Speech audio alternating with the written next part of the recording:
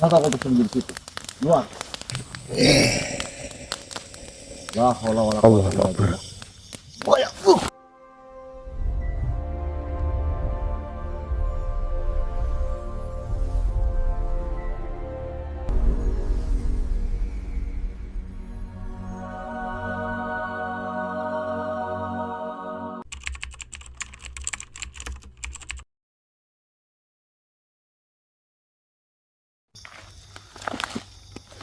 Alhamdulillah.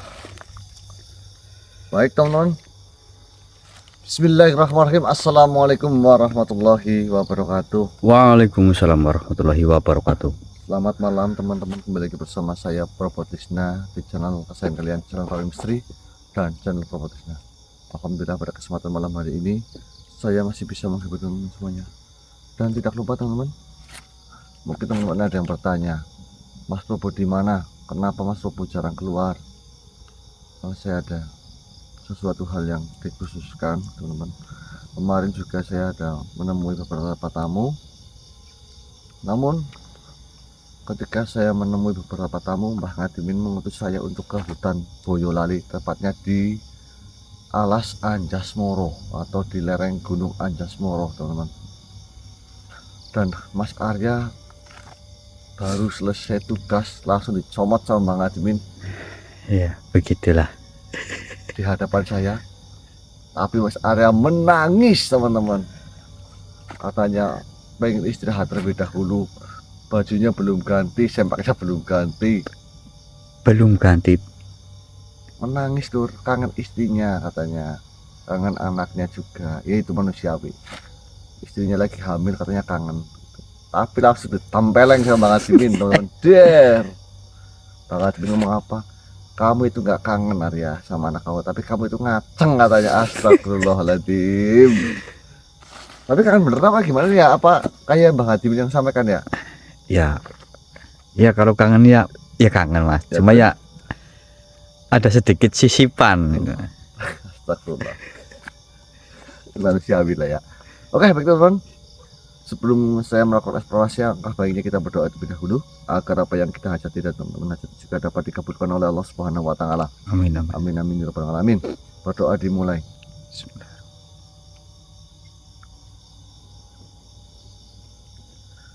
Amin.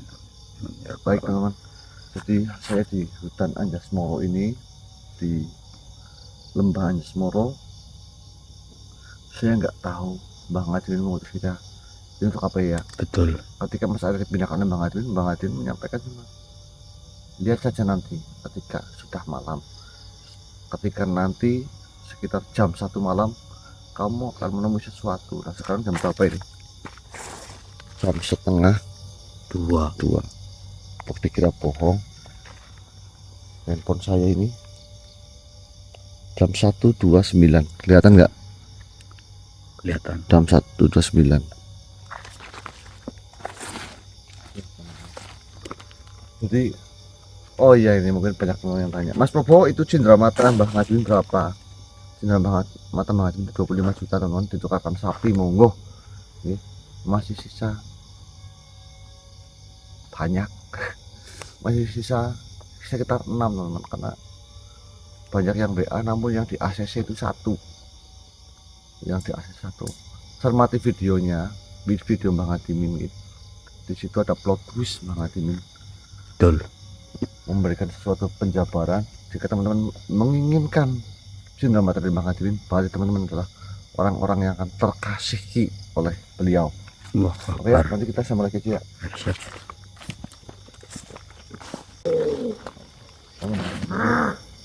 Keluar kalian.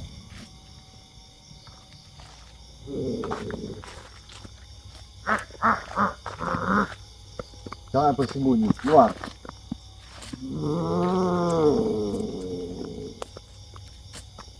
Ini yang berangkat ya.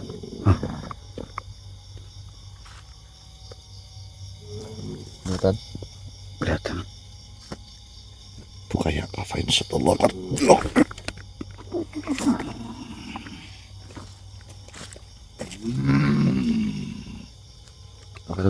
frame-nya saya ganti dulu. Oke, saya pakai kamera yang seperti ini. Siapa engkau wahai makhluk? Kenapa kau mundur-mundur?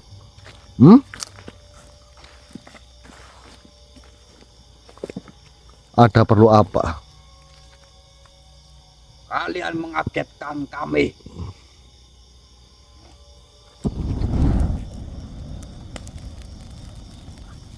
Mengagetkan panjenengan itu mengagetkan yang seperti apa? Tentu saja mengagetkan.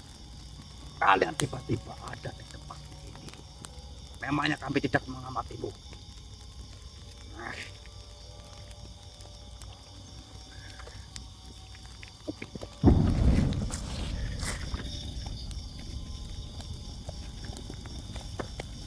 Oh, Kian Santang. kau menyerang saya. Wish. Kenapa kau menyerang seperti itu, wahai makhluk? Salah apa saya?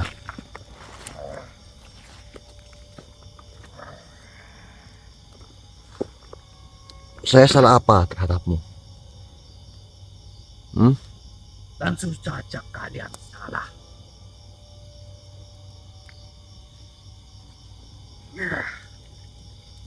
Ah.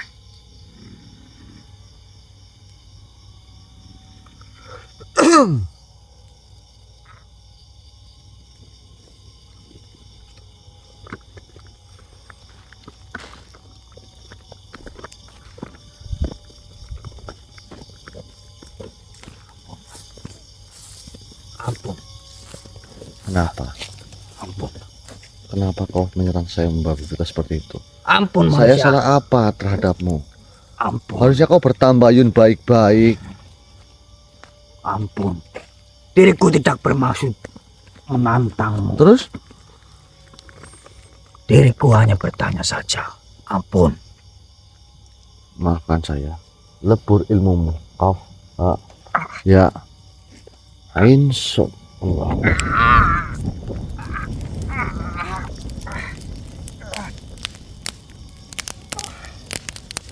Saya masih berikan celah jalan untuk kau bisa pergi dari hadapanku.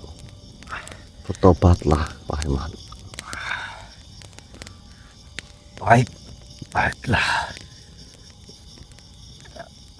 Diriku akan pergi.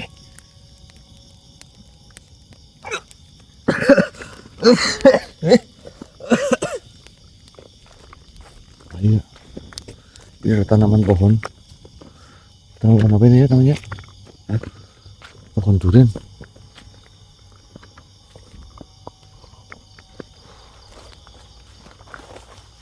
Ada sesuatu hal yang besar datang ke sini ya.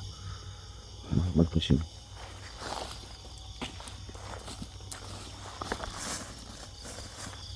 Muncul kan ya? Ada tuh lihat sini ya.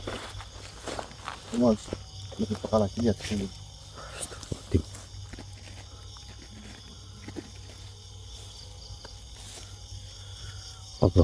Allah Akbar. Ish. Kenapa serem begini, Lur? Tempatnya, Lur. Wah. Ini. Allah Akbar.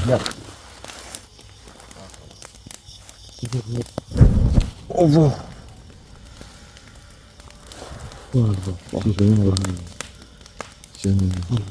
Dah, siap, stop ya. Juga jangan. Keluar kalian. Masa kau bersembunyi di situ? Keluar. La haula wala quwwata illa billah.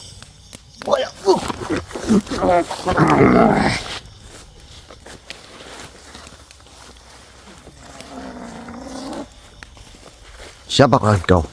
Keluar. La haula wala quwwata illa billah. Buka. La haula. Ada satu lagi, Lur. Muncul saja, tidak usah bersembunyi. Allahu Akbar.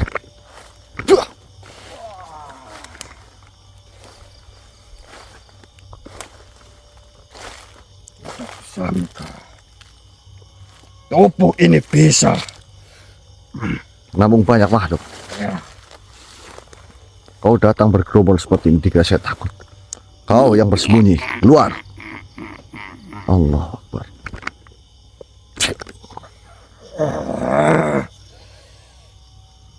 Siapa lagi yang mau menghadapku? Mau menyerangku? Keluar.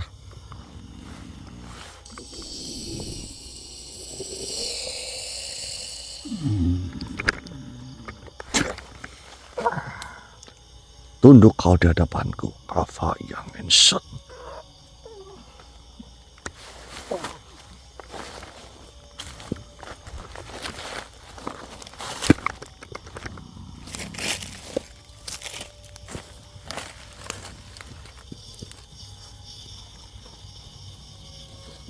Siapa kau sebenarnya?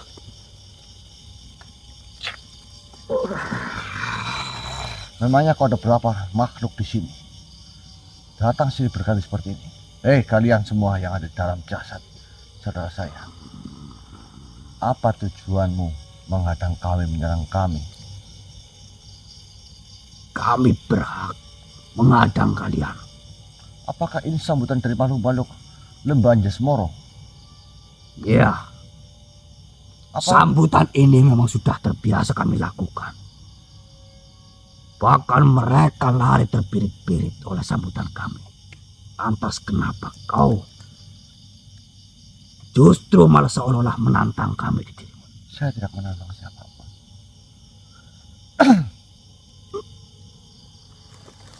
Iya.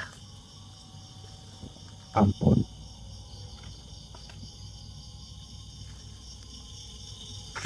Ampun manusia. Ampun manusia. Ampun manusia. Hilang ilmu kalian. Jangan pernah sekali-kali kalian melakukan hal ini lagi. Karena perbuatan ini adalah perbuatan tak berdasar, menyampingkan suatu adab. Sambutlah tamu kalian dengan sambutan yang baik, bukan cara seperti ini. Jika kau penasaran, tanyakan sesuatu baik-baik. Bertambayunlah, tanyakan siapa namanya, dari mana, ada keperluan apa. Syukur bisa kau jamu tamu itu. Jangan caranya kau menyerang seperti ini. Lantas diriku harus bagaimana? Kau sudah membuang semua apa yang kami miliki. Berbuat baiklah, akan kutandai kalian semua.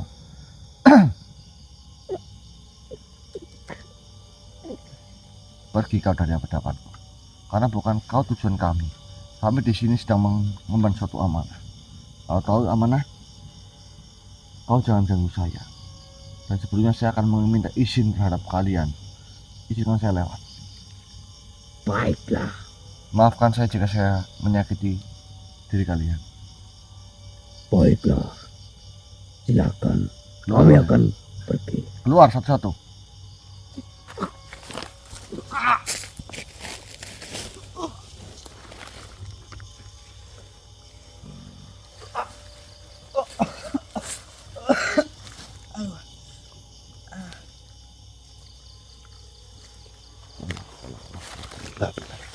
Assalamualaikum ya masyarakat al-Rahmaniyah. Assalamualaikum ya masyarakat. Assalamualaikum.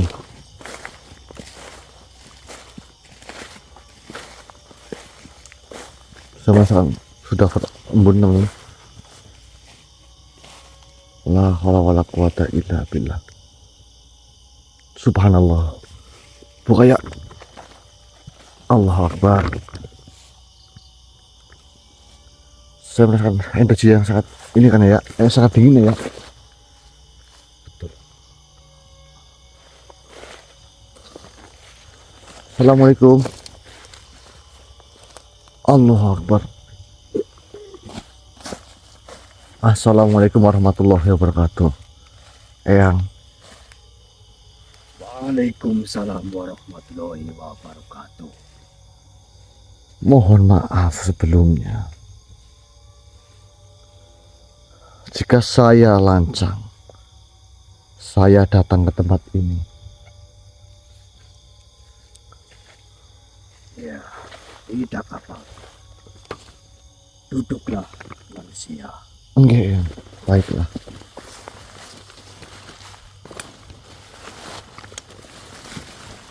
Maaf Eyang, saya akan panggilkan ini terlebih dahulu.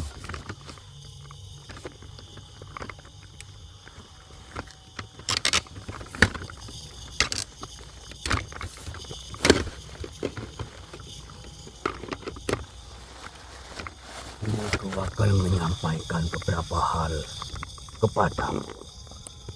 Baik Eyang. Beberapa hal Eyang. Apa itu Eyang? Sebelumnya mohon maaf, saya datang ke sini. Saya diutus oleh Eyang saya, yaitu Eyang Ngadimin atau Syekh Maulana Maghribi Eyang. Mohon maaf.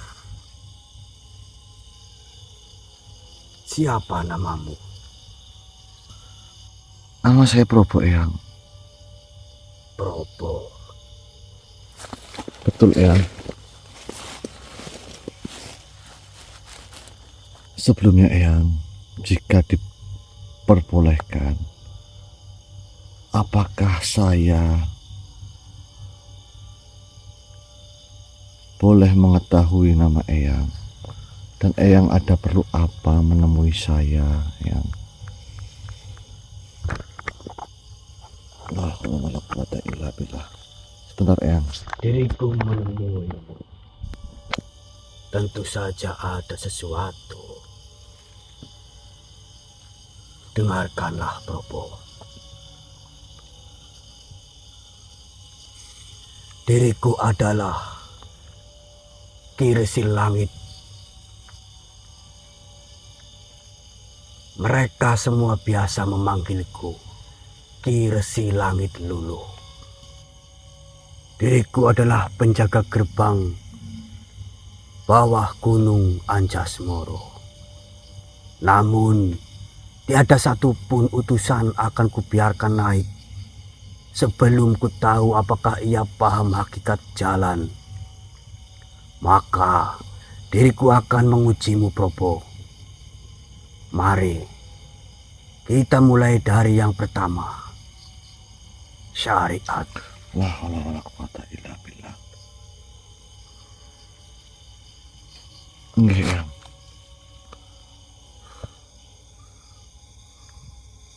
Wahai Probo, banyak orang mengaku berjalan di jalan Tuhan.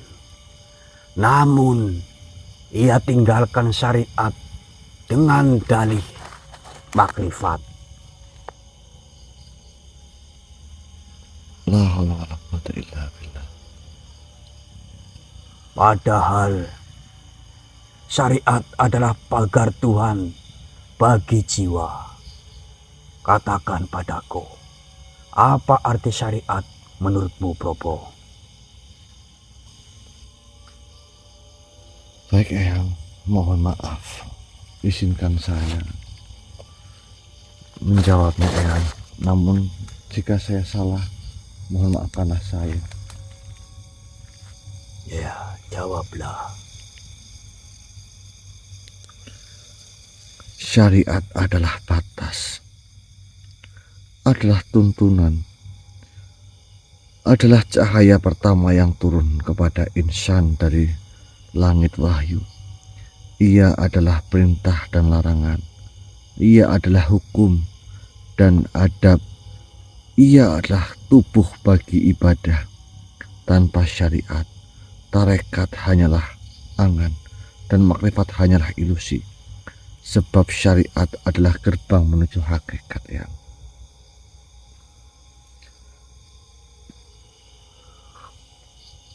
Namun, banyak orang sholat, puasa, berhaji, tetapi tetap tamak, dengki, dan fasik.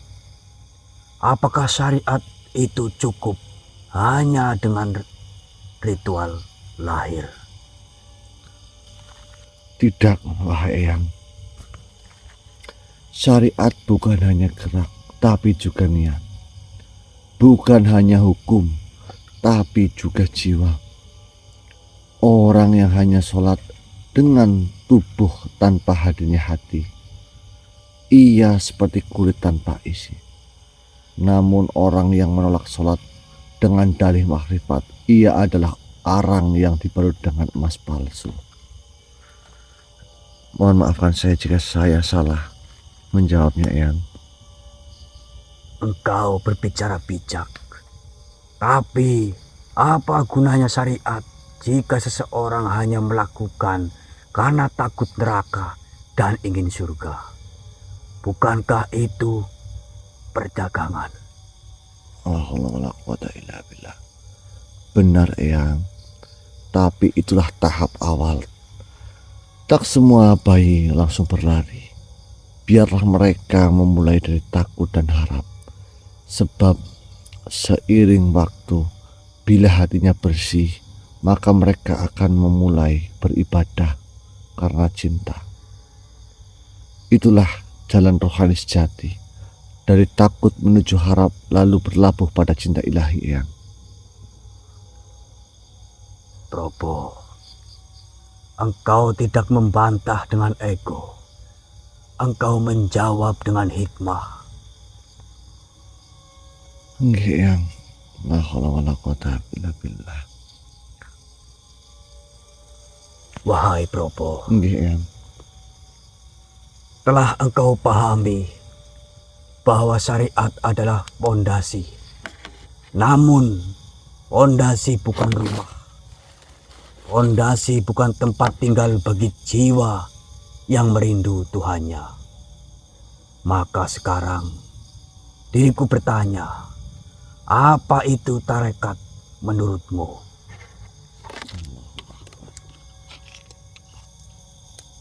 Nggih, baik, Eyang. Saya akan menjawabnya. Namun mohon maaf, Eyang, saya membenarkan ini dulu, teman-teman. Eyang. Ya,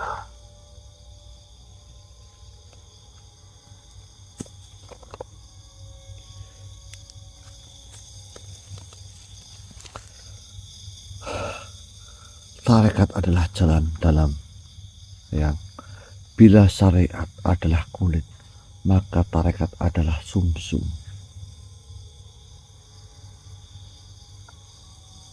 Eyang.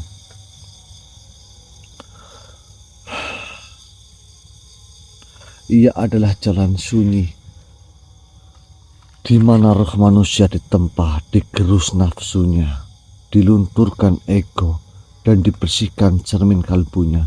Di sana lisan tak hanya tahu tentang Tuhan, tetapi mulai mendekatinya.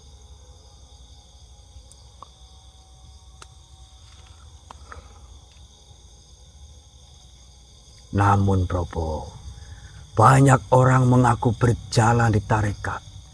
Mereka berbaju putih, berzikir keras, tapi dalam diam mereka menjadikan guru tarikatnya sebagai berhala. Mereka menyanjung mursyid lebih dari wahyu. Apa pendapatmu tentang ini? Izinkan saya menjawab, Eyang. Dan mohon maaf jika saya salah. Tarekat bukan tentang simbol, bukan tentang pakaian atau gelar mursyid. Seorang mursyid sejati tidak meminta dihormati. Ia justru membimbing murid agar tidak menggantungkan diri padanya. Siapapun yang menuhankan gurunya telah terperosok dalam labirin syirik batin. Adapun mursyid sejati adalah jembatan, bukan tujuannya, Eyang. Dan apa bekal paling utama dalam menempuh tarekat? Zikir, wirid, puasa, atau tidur di atas batu di malam buta? La haula wala quwata illa billah. Bekal paling utama dalam tarekat adalah kejujuran hati dan kesungguhan dalam fana, Eyang. Zikir dan wirid adalah alat. Tanpa kejujuran, seorang murid akan mengelabui dirinya sendiri. Tanpa kesungguhan, ia hanya menjadi peniru tanpa rasa. Fana adalah ketika ego luluh dan sang aku tidak lagi bersuara. Disitulah tarekat menemukan makna, Eyang. Wahai Propo, banyak manusia berkata, aku sudah mencapai hakikat. Namun, hatinya masih sibuk dengan pujian manusia. Tangannya masih menggenggam dunia. Lidahnya masih memaki mereka yang berbeda. Bukankah itu tanda bahwa tarekatnya hanyalah tiruan? Benar, Eyang, Resi. Tidak setiap orang yang melewati jalan tarekat bisa berarti sedang mendaki Tuhan. Banyak yang berjalan karena bangga, karena ingin terlihat suci. Mereka haus kekaguman, bukan haus percobaan. Maka ujian tarekat sesungguhnya adalah pada sunyi, ketika tidak ada pujian, tidak ada sanjungan, hanya engkau dan Tuhan dalam keheningan, Eyang.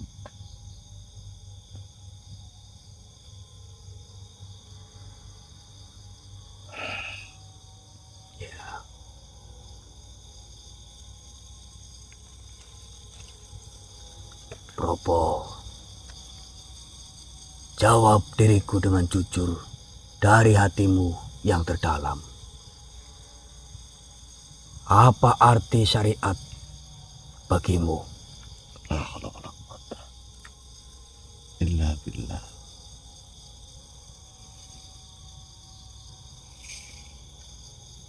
Allahu Akbar. Tanggung jawab, Eyang.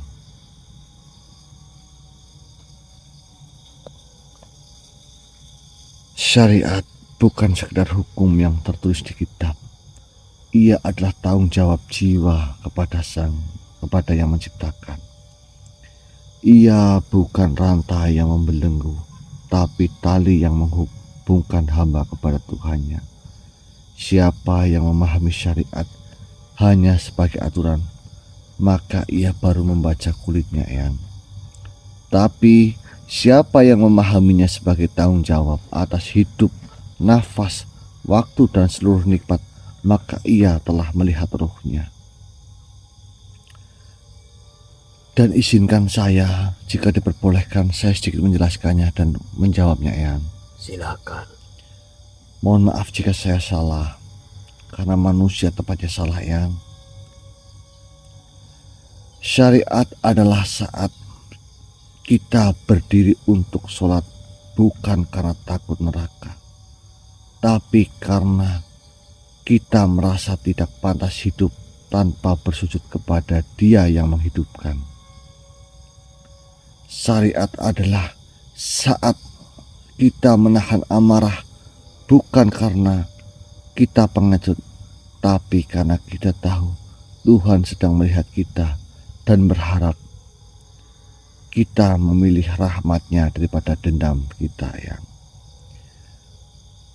Ia adalah tanggung jawab terhadap mata kita yang memandang, lidah kita yang berbicara, tangan kita yang menyentuh, kaki kita yang melangkah. Semuanya harus kembali kepada pertanyaan besar. Sudahkah kita gunakan nikmat ini sebagaimana yang Allah kehendaki, Eyang? Maka orang yang menegakkan syariat sejatinya adalah orang yang sedang menepati janji roh yang pernah bersaksi, alastu birobbikum. Lalu ia menjawab bukan hanya dengan kata bala, tapi dengan setiap amalnya. Inilah yang banyak tak disadari. Banyak yang takut meninggalkan syariat karena ancaman azab, tapi lupa bahwa hakikatnya syariat adalah jembatan cinta antara hamba dan Tuhannya. Jembatan itu bukan untuk menakut-nakuti, tapi untuk mempertemukan, ya.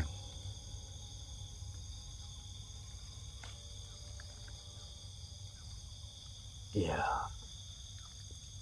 Wahai langit, Saksikanlah, lelaki ini telah berbicara dengan lidah roh, bukan sekedar akal. Ia telah membelah tabir dengan pisau hikmah. Bahkan ulama yang telah puluhan tahun mempelajari kitab akan tunduk pada satu kalimatnya. Karena ia lahir dari kedalaman hati yang telah dibakar oleh cinta dan disucikan oleh ujian. Allahu Akbar.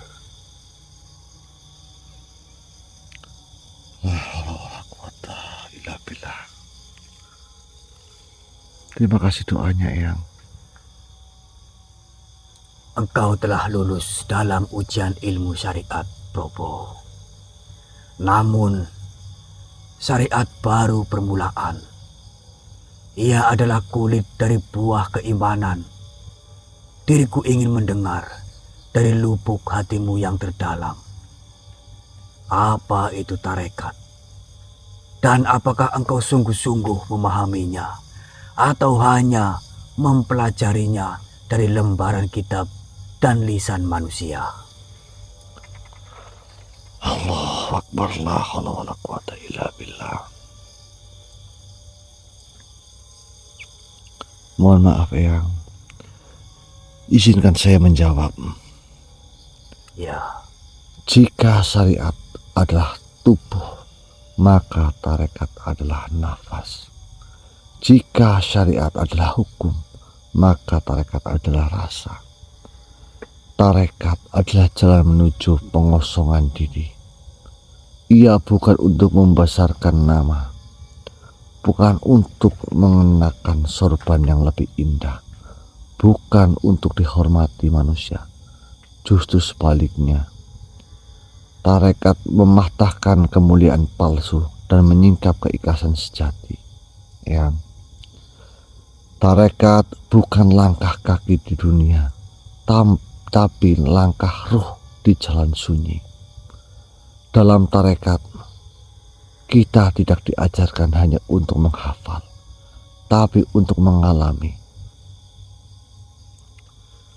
Boleh saya lanjutkan, Eyang? silakan. Tidak cukup kita hanya paham. Kita harus terbakar dalam zikir, tenggelam dalam taubat dan melebur dalam fana.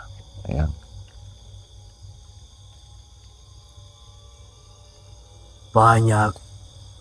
Banyak yang berkata seperti itu, Probo. Tapi lihatlah umat ini. Mereka mengaku bertarekat, tapi lidahnya masih tajam, hatinya masih sombong, dan ia membanggakan jalurnya. Gurunya, tarekatnya, seolah-olah hanya jalannya yang sah dan jalan orang lain sesat. Apakah itu tarekat juga? Mohon maaf yang sebesar-besarnya, Eyang. Tidak, Eyang. Itu adalah bayangan palsu dari jalan yang lurus. Tarekat bukanlah bendera. Ia bukan gelang yang dikalungkan. Bukan ijazah yang dibanggakan. Orang yang benar-benar berada dalam tarekat tidak akan sibuk membandingkan jalur, karena semua jalan menuju lautan yang sama, yaitu fana fillah. Ya. Dan kemudian orang-orang yang benar-benar berjalan dalam tarekat akan menjadi lembut, karena ia tahu semakin dekat kepada Allah, semakin ia malu atas dosa-dosanya. Semakin dalam ia merasakan makrifat, semakin ia takut untuk berkata bahwa dirinya telah dekat. Izinkan saya melanjutkan, Eyang. Lanjutkanlah. Sepengetahuan saya, Eyang, tarekat adalah saat kita berdiri di tengah malam, bukan karena ingin pahala, tapi karena rindu kita tak bisa tertahan. Tarekat adalah ketika kita menahan lapar, bukan sekedar karena puasa sunnah, tapi karena hati kita ingin menangis dalam sunyi. Dalam tarekat, kita belajar bahwa tidak ada amal yang bisa menyelamatkan kita. Zikir yang kita langsungkan pun belum tentu diterima. Air mata pun bisa jadi hanya akting rohani atau guyon rohani. Maka disitulah tarekat mematahkan ego, agar kita tidak lagi berkata, aku berzikir, tapi kita berkata, aku tidak pantas menyebut namanya. Namun dia tetap memanggilku. Seperti itu, Eyang. Wahai Probo, engkau telah membuka lapisan hati yang bahkan banyak mursyid pun belum menyelaminya. Engkau tidak menjawab dengan kata-kata, tapi dengan cahaya dari luka ruhani yang telah disucikan. Maka ketahuilah, tarekat bukan jalan yang elit, tapi jalan sepi. Bukan tempat pengakuan, tapi tempat pengorbanan. Dan engkau, Probo, telah memperlihatkan bahwa kau sedang berjalan, bukan hanya membaca. Dengan ini, diriku nyatakan engkau lulus dalam ujian tarekat. La haula wala quwata illa billah.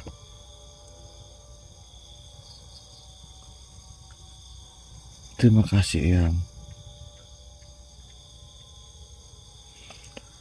La haula wala quwata illa billah.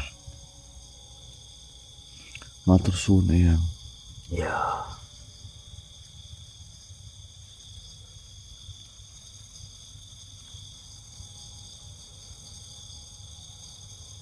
Probo, Nggih, Eyang. apa yang kau tahu tentang hakikat?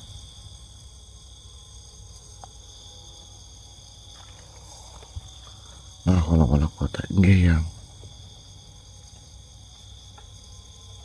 Wahai putra zaman yang telah ditempa ruhani dan ditumbuhkan dalam sunyi. Setelah kau jelaskan padaku tentang syariat dan tarekat, maka izinkan diriku menanyakan sesuatu yang tidak ditanyakan oleh manusia, tapi ditanyakan oleh Allah kepada hamba-hambanya. Nggih, Eyang. Seperti yang tadi saya ucapkan, apa yang kau tahu tentang hakikat?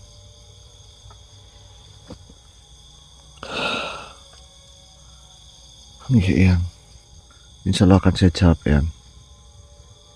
Jangan jawab untuk memukauku. Jawab agar langit ikut bersujud bersamamu, Probo. La haula wala quwata illa billah.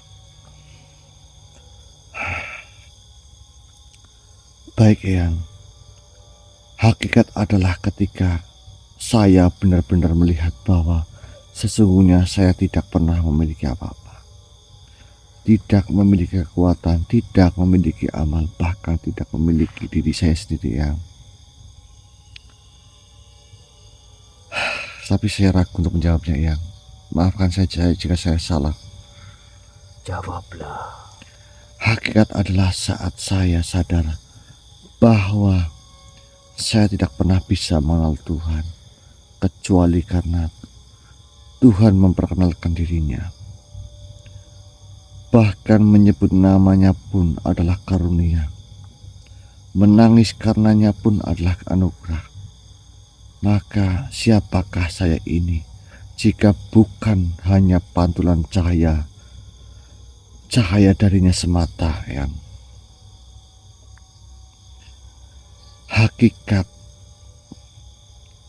Eyang, bukanlah tempat. Ia adalah penyaksian. Ia bukan pengetahuan. Ia adalah pelepasan. Ketika saya melihat diri saya malu. Ketika saya melihat amalku, saya takut, Eyang. Tapi ketika aku melihat kepadanya, saya hilang. Saya tiada, saya lenyap, dan disitulah saya benar-benar hidup. Hakikat adalah saat tidak ada lagi pertanyaan. Karena tidak ada lagi saya yang bertanya. Yang ada hanya ketenangan yang lahir dari fana dan kebangkitan yang terbit dari bako, Eyang.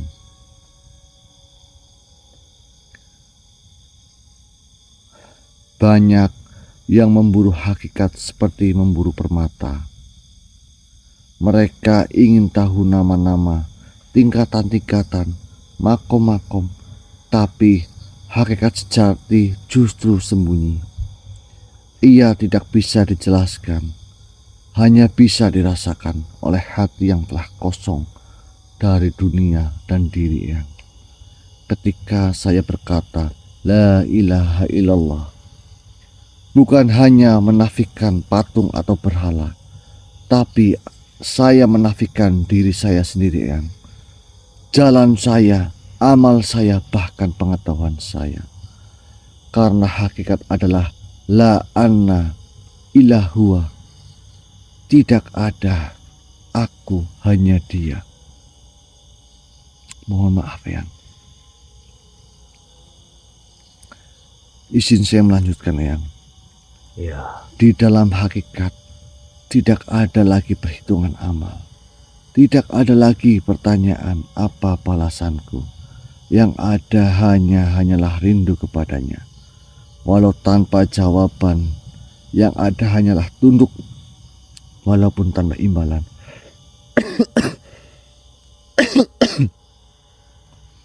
Karena hakikat bukan perjanjian, ia adalah penyerahan. Dan cinta dalam hakikat adalah ketika saya tetap sujud meski tak diberi apa-apa, tetap bersyukur meski diuji, tetap memuji seluruh doa saya ditolak. Karena hakikat telah mengajari saya satu hal, bahwa bisa mengenalnya saja itu adalah lebih baik daripada surga, Eyang.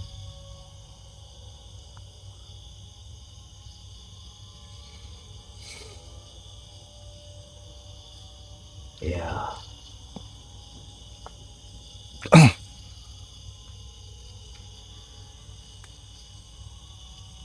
Wahai Propo, kau tidak menjawab dengan ilmu, tapi dengan hakikat itu sendiri. Bahkan jika seluruh ulama berkumpul, belum tentu mereka bisa berkata seperti yang kau katakan hari ini. Engkau bukan hanya berjalan, engkau telah tenggelam dan kini bangkit membawa cahaya dari kedalaman.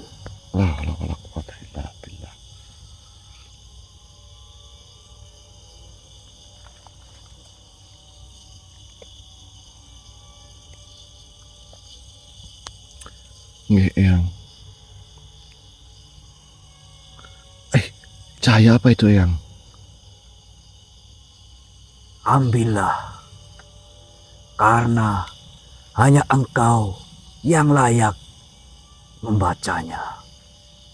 Dan bawalah cahaya itu untuk membangunkan ruh-ruh yang tertidur.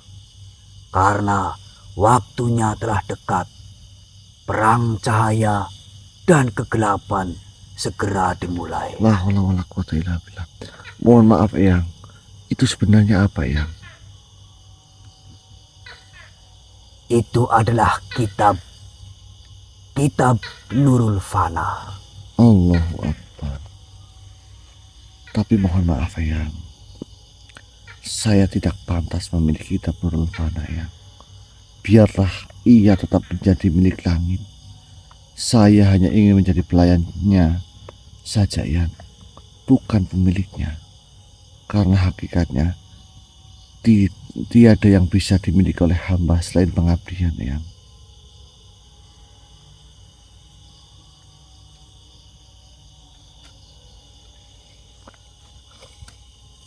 Ya.